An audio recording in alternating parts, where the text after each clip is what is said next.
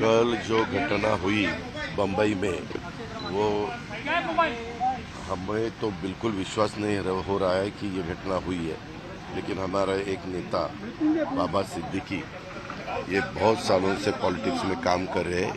यहाँ बम्बई में उन्होंने कॉरपोरेटर के नाते भी शुरू में काम किया 10 साल, और उसके बाद कांग्रेस के एक एमएलए के नाते भी उन्होंने 99, 2004, 2009 ऐसे 3 टर्म वो चुनाव जीत के आए। बहुत अच्छा असेंबली में भी उनका काम था, मैंने खुद देखा। मिनिस्ट्री में भी वो थे, मिनिस्ट्री में भी उनका काम बहुत अच्छा होता था। जो भी उनका डिपार्टमेंट है, उनके डिपार्टमेंट का पूरा स्टडी करके लोगों को कैसी मदद हो सकती है इसके बारे में वो ज़्यादा ध्यान देते थे। और कल जो घटना हुई है, वो घटना आज तक हमें विश्वास नहीं हो रहा है कि ऐसा कुछ हुआ है।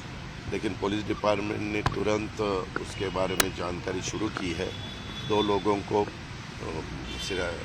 उनके हाथ में लगे हैं, 2 लोग, और भी कुछ लोग हैं। उनको ढूंढने के लिए, उनको लाने के लिए 5 टीम पुलिस डिपार्टमेंट ने लगवाई है और अलग अलग स्टेट में उनको भेजा है। सीएम साहब भी इसके ऊपर उनका ध्यान दे रहे हैं, खुद होम मिनिस्टर भी दे रहे हैं, और मेरा भी है, हमारे बाकी साथियों का भी है।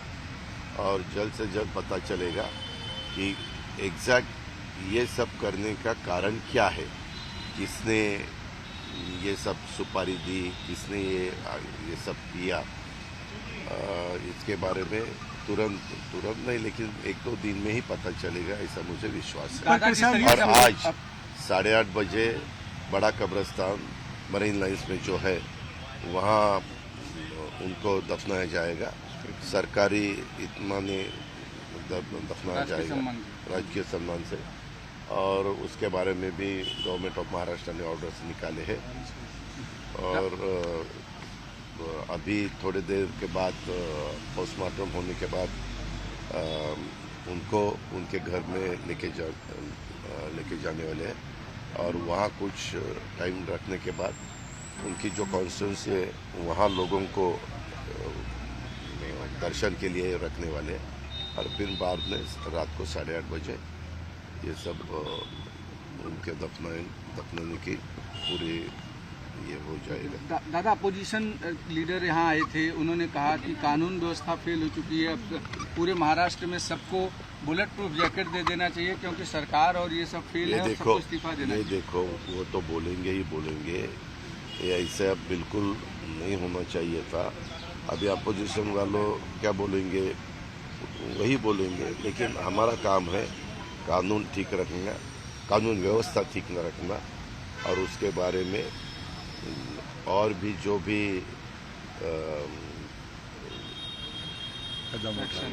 ये हमारे chief minister, deputy chief minister कल रात को खुद आए थे। उनसे पता चला, क्योंकि कल मैं पूना में था, मैं सुबह यहाँ पहुँचा। लेकिन मेरी रात को देर से देवेंद्र जी के साथ भी बात हुई, चीफ मिनिस्टर साहब के साथ भी बात हुई। उन्होंने बताया कि इसके पीछे कौन है, किसका हाथ है, ये हम ढूंढ के ही निकालेंगे।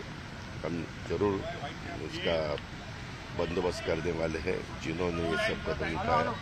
और अपोजिशन वालों को जो भी बोलना है वो बोल सकते हैं, लेकिन मेरी इतनी उनको विनती है कि अपना एक साथी, उन्होंने कांग्रेस में भी काम किया, हमारे महाविकास आघाड़ी में भी उन्होंने काम किया, अभी राष्ट्रवादी कांग्रेस में आके वो महायुति का भी एक घटक बने थे और अच्छी तरह से काम करने की उनकी कोशिश थी।